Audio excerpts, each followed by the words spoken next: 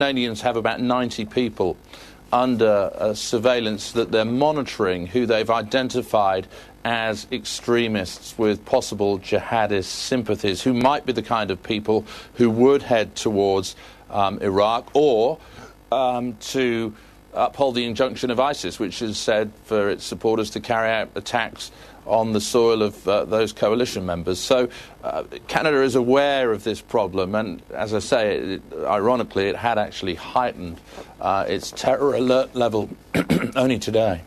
We just had a tweet from the Royal Canadian Mounted Police, Nick, advising people obviously to stay away from Parliament Hill due to an ongoing police incident. I don't know how familiar you are with the parliamentary buildings there, but normally is security pretty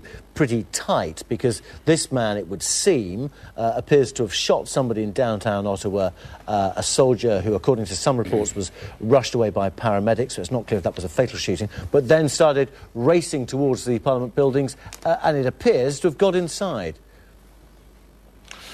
Look, it's a while since I've been to Ottawa,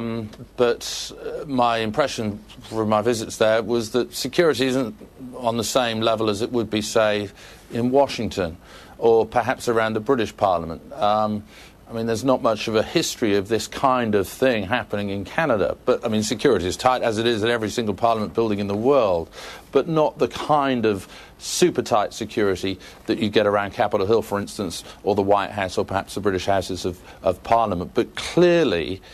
given what happened 2 days ago with this attack on these two soldiers in a car park, and the suspect, this 25-year-old, apparently had waited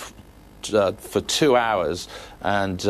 he deliberately targeted soldiers, the threat level had been raised, and the police presumably would have been under a sort of heightened